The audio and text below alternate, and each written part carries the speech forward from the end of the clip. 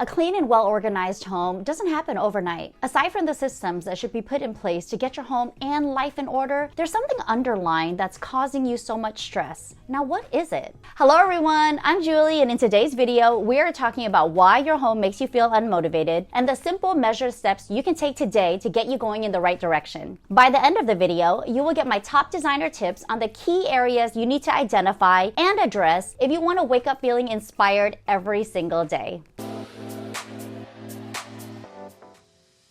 Messy is subjective. Clutter is subjective. What one considers collected, another might consider clutter. After living in your home on the daily, it's a common occurrence that people don't even seem to notice their own mess. Just think about those areas in your home that start to accumulate so much clutter that you feel overwhelmed. Clutter always starts off super small. It's like one empty bottle on your desk, then two empty bottles, and then all of a sudden it grows into like a pile of clothes. Are they clean? Are they dirty? It's all over your bed. It's strewn on the floor. Then all of a sudden you look up and you can't even see past this mess. You'll say you get to it, and then life happens, and then you get distracted, and then all of a sudden something strange happens. You become overwhelmed, and then you fall into a black hole of defeat, or you grow tired of your own BS and you're ready to take action. If you're ready to take action, I'm your girl.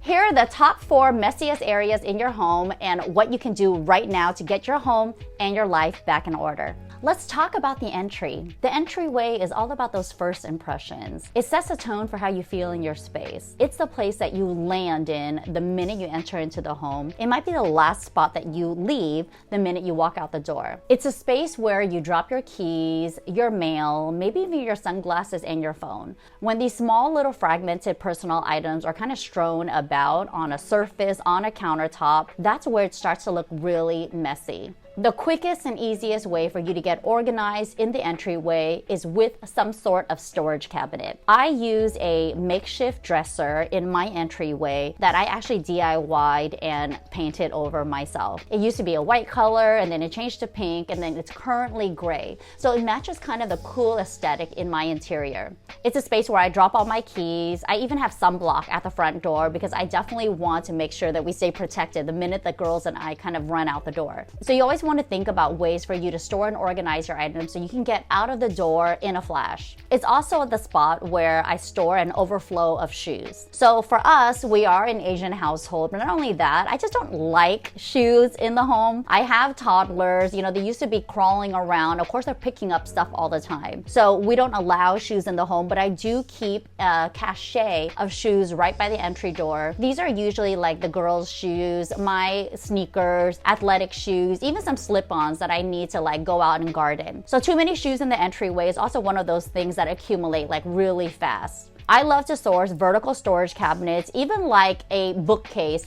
that you can hack and turn into a shoe shelf, which is exactly what I did for my client. I used a Billy bookcase from IKEA with storage cabinet doors. So I love glass doors. You can kind of see through it, but if you know that you're not tidy, don't go with glass doors. Just do like a hidden cabinet storage instead.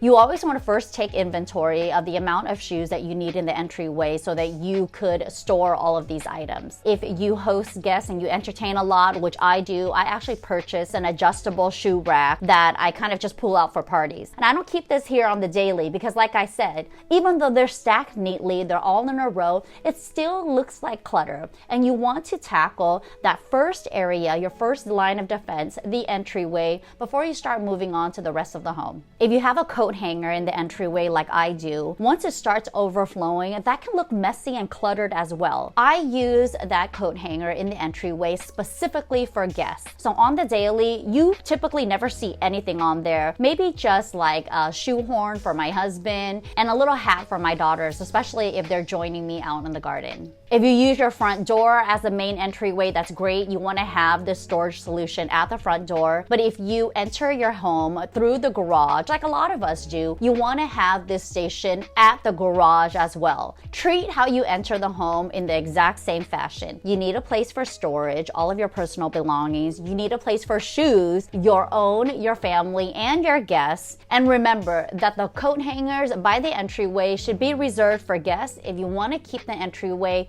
really neat, clean, and tidy. The next area that we're tackling is the kitchen. I mean, everyone's kitchen is the heart of the home, right? The meals that you make together provide the necessary nutrition to help fuel and nourish you for the day. Contrary to popular belief, your small kitchen is not the issue. It can still be completely functional with just 4 feet of countertop space. A lack of organization is usually the culprit. Let's take a look at your countertops. You might have a pile of mail that's scattered all over the kitchen countertop. My favorite way to corral the mail is just with a tray. You can use a similar tray, maybe in the same aesthetic style, the same finish as you chose for the entryway, so that you can create a more cohesive design statement. If you have an open concept space, I love to use the repetition of materials and finishes. If you have a natural stone countertop, wood trays look great on it. I love the look of marble to help elevate those everyday essentials, even like mail. You could also source a vertical organizer that you install right on your kitchen walls. You don't need a whole lot of space for this. I usually like my mail right where I leave my keys, but a lot of people don't have large entryways. So the kitchen countertop is usually the next most common spot. The kitchen countertop is also the place where all of our medicine and vitamins live, but that can quickly become a mess as well. Use the same design concept for your mail as you would for your vitamins. Store them on similar trays as your mail for a cohesive look, or hide them behind cabinet doors on wall-mounted shelves to clear the countertop of additional clutter. I like to keep my vitamins at the same spot on my kitchen countertop, so I always remember where they are and never forget to take them. Which leads me to today's sponsor. Thank you to Ritual for sponsoring a portion of this video. I used to feel very bloated around that time of the month. Ever since taking Ritual's Symbiotic Plus supplement, I have noticed a huge difference in how I feel. I feel bloated less often since taking Symbiotic Plus because of its strains of probiotics and prebiotics. If you're new to taking a gut supplement, there's more than just physical benefits. Probiotics help support immune health, as 70% of the immune system is located in the gut. With the added stress of my day-to-day design workload and parenting responsibilities, I'm glad that I can count on supplements like Symbiotic Plus to support my daily needs. It's so easy to add Symbiotic Plus to your daily routine. Ritual's vitamins are shelf stable, so it doesn't have to be refrigerated. I start my mornings off with coffee like I usually do, followed by a protein-rich breakfast of eggs and cheese scramble. Even though I'm slightly lactose intolerant, you cannot come between a girl and her cheese. Plus, I know that Symbiotic Plus is going to support my gut health, so I'm not even worried about the minor discomforts like bloating and gas, which has improved significantly after adding Ritual Symbiotic Plus to my morning routine. You can take these supplements any time of day, with or without food. It's a subscription-based service, so you never run out. Get 25% off your order using the code JulieKhuu and the direct link in the description box. Now back to our video. What if you have too many appliances on the countertop? The first order of business is to figure out, what are you even doing with all of these appliances? I typically find that most people have multiple appliances that do the same thing. I remember when I used to have a toaster oven, and I had a toaster, and I had a microwave. And then I thought, you know what? I could alleviate all of these appliances and then just purchase one thing that kind of does everything, which led me to my beloved air fryer. Now the air fryer is like a mini convection oven, so it'll toast your food, it'll reheat your food, it'll pretty much do everything those 3 appliances do in one. So if you're lacking countertop space and you feel as though your home is getting a little messier, it's a lot more cluttered, let's just start removing appliances that you don't use on the daily. You can relocate them to another area, or simply put it in the garage or in storage and pull it out when you need to. Another issue that most people have in the kitchen is not enough storage space. In my mid-century ranch style home, there is no pantry. I also removed all of my upper cabinets so I can install open shelving, which I love, I'm obsessed with. Don't come at me. I have made many valid points on why open shelving works for me. I'm not saying it works for you, but sometimes if you have upper cabinets and plenty of storage space, then you'll have a place for all of your clutter. They're kind of hidden behind upper cabinets or even lower cabinets. All that junk is out of plain sight so that your kitchen doesn't look messier than it really is. But what about those of us who have teeny tiny kitchens, no cabinets, no pantry? We're using the oven as storage. We're using the top of the fridge for additional backstock. The lack of storage almost makes us use the countertop for additional storage space, right? So let's say you need to bake something in the oven. You open the oven, you take out all your pots and pans that you're using for storage, you're throwing it right on the stove, but then there you go. Now you're cluttering your cooktop. So what do you do? Taking inventory of what you have and what what you need is such an easy step. Let's talk about those cluttered refrigerator doors. I don't have anything on my refrigerator doors, no magnets, no school schedules. I don't know if it's because I'm not there yet. I mean, Kamari is still in preschool. Her schedule is like barely anything. We don't have like all of these activities. So I like to keep my kitchen looking very clutter-free, mess-free. So if you want your kitchen to look cleaner, one of the simplest ways is just to pull everything off your refrigerator door. Now, where would you put it? It's really simple. Just put it on the side. Like the side elevation is not something that people see first. So it might even be something that you totally miss, and it makes your kitchen look so much cleaner. Another implication with messy kitchens is not just the visual clutter. To avoid cleaning up or avoiding accumulated clutter, most people will prefer to order out. If you keep your kitchen tidy, it actually even motivates you to cook more. You eat out less, you save more money, you might even get your nutrition and diet in check. There's also a portion of the kitchen that nobody really talks about. It's that dirty, messy utility closet. You got your broom, your mop, your vacuum, pretty much everything you need to keep the house in order. Now, where do you put it so it doesn't look messy? If you have a utility closet, I'm jealous. I mean, I want one myself, but if you don't, it's really easy to fashion a makeshift utility closet behind a door. Look for a closet door or a little storage door, even a small empty wall with a lot of vertical space. You don't need a whole lot of room to add a wall-mounted storage rack so that you can place all of your cleaning supplies. My best designer tips for keeping the kitchen clutter at bay: nothing on the refrigerator door, minimize all of your appliances, hide all of your cleaning supplies, and organize all of your mail in handy-dandy trays. Another key area in your home that you need to address so that you feel more motivated and inspired is the living room. The living room is a place where you go to relax and unwind. It's a place where you host and entertain guests. It's where you connect with your family, where you gather with your roommate. There are some key areas that I always focus on in the living room, especially when there's a mess involved. The focal point of a living room is usually the sofa or the seating area. If you have a messy slipcover, your entire space looks disheveled. This includes a messy accent chair, some spills, some stains. I always look for upholstered pieces with performance fabrics, so they're so much easier to clean with just a damp cloth. I'm one of those people where the minute I get something shipped to my house and delivered, I have to open it right away. Not only do I open it right away, I break down all of the boxes so that I can bring it to my recycle bin. If my house isn't in order, like, I can't think. And the living room is one of those places that accumulate just so many boxes because it's the largest space that we have to work with. You also have to take measured steps to corral all of those cables, the exposed tech cables, the TV wires. I hate seeing TV wires exposed, especially the ones that are just like this little black line that's on a high contrast, like white wall, and it's just like such an eyesore. If you know that you can't hide those cables, especially if you can't snake them within the body of the wall and kind of fish them back out, then don't mount it. Simply place it on its TV stand and right over the media console or a dresser that you're using for storage. I always want my living room to feel really warm and inviting. The easiest way to do that is with accessories. You want to layer your seating with really comfortable throw pillows and throw blankets.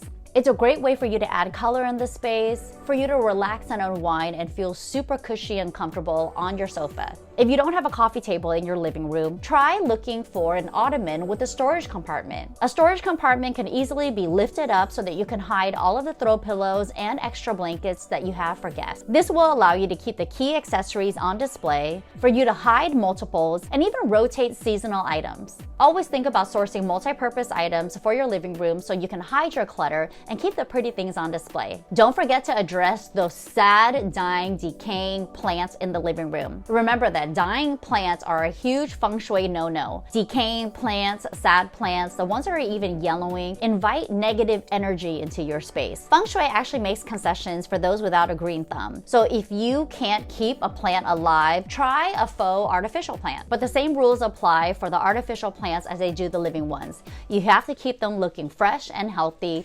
dust-free, debris-free, and very green and flourishing to get all of the positive health benefits. Now we get to what I consider the most key area to address if you want to stay motivated. It is your bedroom. Your bedroom is where you go to retreat. It has the most privacy, so of course this is where you start and end your days. It's a space where you feel the most vulnerable. It's your safe space. So if you have an unmade bed, or if you have clothes on the ground, or even clothes on the bed, what does that say?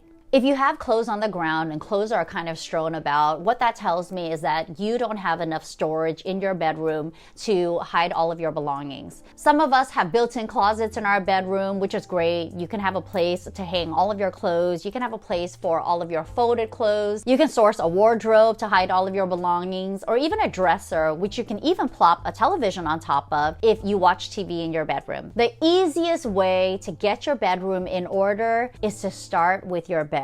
I love waking up and making my bed every single morning. If you feel as though you don't want to make your bed, it takes too much time, like literally start timing yourself. I timed how long it took me to make my own bed. It was like less than 30 seconds. It's because I only have so many pillows on the bed and I only have one blanket. The less things you have on the bed, the faster it's going to take you to make it. The minute you finish making your bed, it almost gives you the momentum to start tackling all of those other areas that accumulate just a little bit of clutter. If you see clothes strewn about on the bed, I love employing a small little chair or even an ottoman or a bench in the corner of my bedroom so that I could throw all of my clothes in one place. This makes it so much easier and quicker to clean up my clothes since they're just in one general localized area versus all over the place. Visually, this is going to open the space up so much more and make you feel as though it's so much less to clean. If you have an overflowing hamper in the bedroom, perhaps it's time to move that hamper to the bathroom instead. If you keep your open laundry basket in your bedroom, you might want to invest in something with a closed storage lid instead. This is going to help you reduce the visual clutter in the room, and it's also going to help absorb all of those smells. What if your bedroom is also a work from home situation? It might be your office space, your homework space. You might even have a desk that's completely cluttered because you can't organize all of your belongings. Then that desk is another element that you need to tackle and prioritize so you keep it clutter-free. A feng shui tip if you're working from home or if your office is set up in your bedroom, you always want to hide all of the technology, especially right before bedtime.